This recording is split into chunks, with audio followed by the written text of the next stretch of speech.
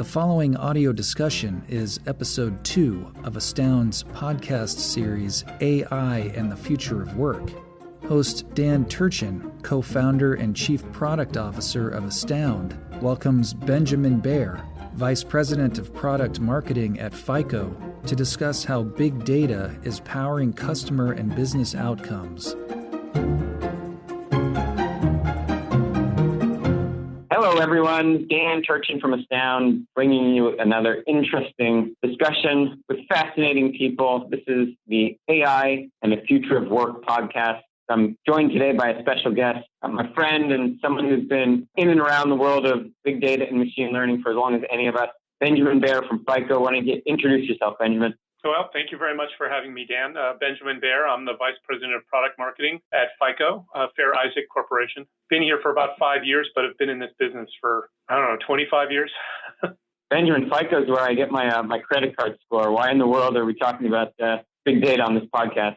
Well, so yes, among our innovations is the FICO Score, basically an analytic, a scorecard analytic that we invented quite a few years ago now, that's used by most financial services companies to assess and standardize on a way to assess risk, credit risk or loan-based risk.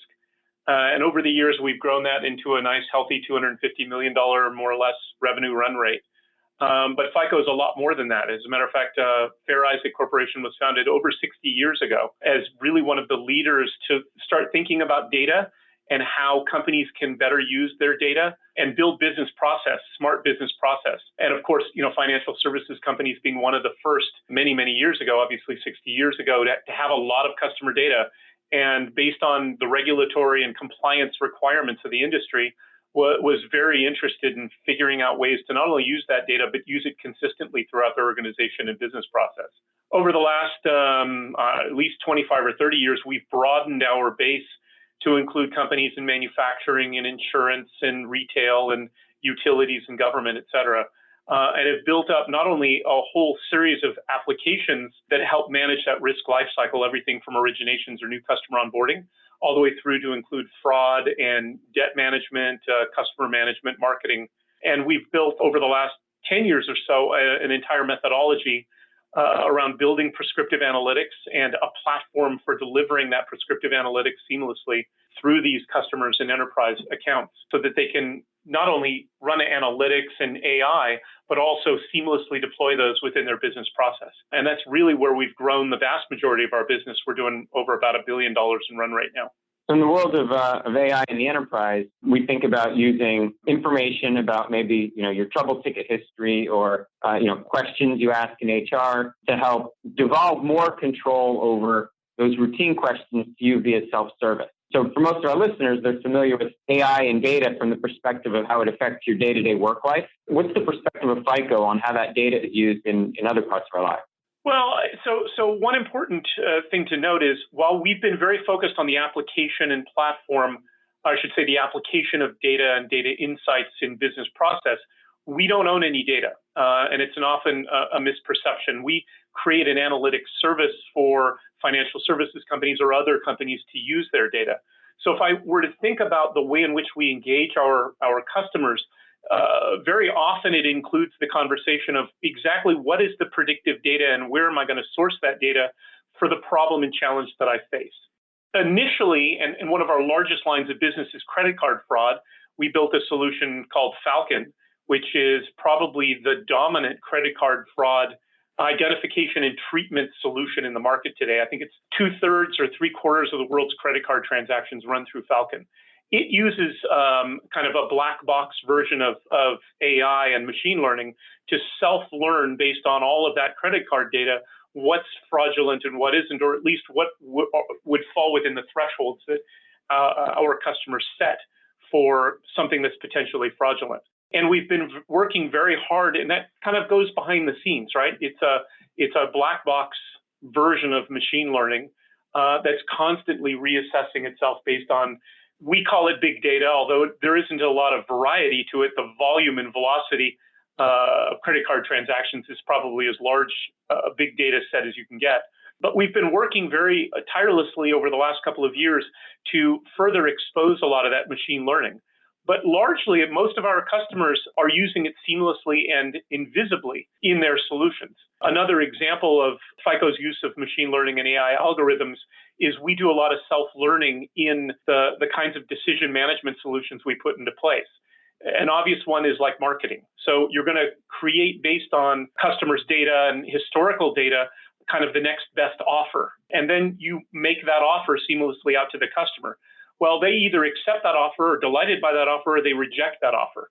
We want to learn from that seamlessly. And so there's a lot of machine learning built in invisibly behind the scenes in that decision management to self-assess and reassess and adjust the kinds of offers you provide based on how customers respond to it. And it can run the gamut of loyalty programs that we do for Avis or a Marriott or a Southwest to something a lot more standard in a financial services originations offer in a financial services organization, to even a telecom offer. So we do like T-Mobile and Sprint, for example, all of their originations. We want to assess and modify and adapt the kinds of phones, the kinds of rate plans that their customers are offered based on the kinds of responses they've historically received. Are there any ways that consumers would even know that Falcon's being used in the background, like with fraud detection? Is it completely something that's OEM'd into a provider's platform, or is there any footprint that Falcon leaves consumer-facing? Well, so most of what FICO does and how we differentiate ourselves in the market is not the analytics. And the analytics is very important, and we have our own platform for developing analytics and using a lot of the open source capabilities that are out there and our own unique IP. But we also ingest SAS models and Python or PMML models, and people can develop the algorithms anywhere. We don't really care that much. Our value add is determining how that analytic is then used in the business process. So the interesting thing about Falcon is it's a very powerful credit risk or credit fraud detection solution. But we've bolted onto that and actually add value all the way out to the direct consumer itself by identifying the treatment decision trees. And those algorithms can be anywhere from, is this a $1 million credit risk, or is this a $10,000 credit risk, or is this a $5 credit risk? And you want to treat those seamlessly and consistently, but yet differently throughout the organization. So we include not only the decision tree algorithms and methodologies for financial services organizations to outline their decision logic, but also all the mechanisms that are necessary to treat that fraud, all the way out to receiving and generating a text to the end user's mobile phone to say, hey, is this a viable credit card transaction or not? Do we want to freeze the credit card account, or do we simply want to vet it with the consumer? I mean, there's a whole different set of potential treatments for credit card fraud. So Falcon is not just the detection at the front end, but it's also all the treatment methodologies all the way out to the consumer themselves. So far be it from anyone to go through a credit card fraud situation, but I think we've all received at least a text message, if not a call from the call center, saying, hey, we just want to confirm that this was your credit card transaction or not. All of that's FICO. We all have scars from GDPR, and we're all familiar with Cambridge Analytica and all the fallout there. You made a point of saying FICO doesn't own the data, but all the data is flowing through your platform, so you need to be a good steward of it, I would think. What are some of the ways that you protect or obfuscate the need to protect consumers from the data, given that it's flowing through the platform? Well, so we have to fulfill it. You're absolutely right, because it's flowing through the platform, either in stream or at rest. We need to conform to and be completely compliant with all the data regulations and restrictions and remain compliant. And this wasn't as big a deal 5 or 6 or 7 years ago when everything was very much on premises and we were entirely reliant on IT to build out the right firewalls and the right compliance infrastructure. But particularly over the last 5 or 7 years, we've been moving very aggressively to the cloud. So we did, early on, we decided that providing that knowledge and that compliance was something unique to our own IP. So we built out our own cloud infrastructure, and we still manage data centers all around the world that we call it the FICO Analytic Cloud, and it is a private public cloud environment that appeals to a number of customers who, particularly those in the financial services world, tend to be very conservative and very much a laggard in terms of addressing and adopting new technologies. This is kind of the stepping stone to fully going to the cloud. But actually, we've been very aggressively working with AWS over the last 2 years and are now one of their premier customers or partners in financial services offerings to roll out our solutions in AWS. And in that regard, we're working seamlessly and hand in hand with AWS to remain GDPR compliant and PCI compliant and really develop infrastructure and solutions that are as resilient as they possibly can be to, the 21st century threats that are out there. You've been at FICO quite a few years. Curious to know, have you seen any interesting or notable uses of FICO services that might surprise us as consumers? Well, so I think as consumers, most people are simply just surprised that FICO does all this. Most people, if they've heard of FICO, it's been because of the FICO Score. And that, I think, says something both positively and negatively about our brand. We haven't been as aggressive in, beating the drum as we could. But, recently we actually sat down and did a customer journey. And the customer journey was, you get notified in the mail that, there's a great promotion to take a trip. So you go online and you book a trip through a website, and then you wait for the day and you go to the airport and you show up, and it turns out that there's been bad weather back east somewhere, and your flight got delayed, and they have to rebook you on a later flight. But you get on the plane and you sit down, you buckle yourself in, the right crew is there, and you get a meal and everything's great. You land in your destination airport, let's say it's overseas. You go seamlessly through customs and Homeland Security or whatever the security is. You find your rental car waiting for you just as you ordered, and you get to your hotel and they've welcomed you by first name because they've got you in their loyalty program. And I go through that long process because FICO technology touches absolutely every part of that entire journey. Everything from making sure you get the offer that you're delighted with to actually empowering and optimizing the offers that are given to you through the travel websites, to powering Homeland Security, to powering a number of large airlines, including Southwest and American Airlines, flight control, making sure the right plane is at the right gate with the right amount of fuel, optimized with the meals that they serve you, to make sure that the crew is there when the flight's ready to go, to actually optimizing and actually delivering offers and managing the customer experience through things like an Avis rental car agency or a Marriott loyalty program. So, at the end of the day, we have a very broad customer base that touches varying degrees of our technology, but it really does touch so many things that we just take for granted as consumers. We've just done kind of a less than stellar job in marketing the fact that FICO is really powering a lot of these day-to-day interactions. Thankfully, you have this platform to share with the world the truth. So you and I are both avid readers, you're science fiction fans. I got to ask you, polish the crystal ball. So let's say 20 years in the future, are we living in a dystopian society and data is misused? Are we living Ready Player One or Soylent Green? Or do you think there'll be some interesting new uses for data to automate decision making that'll benefit our lives?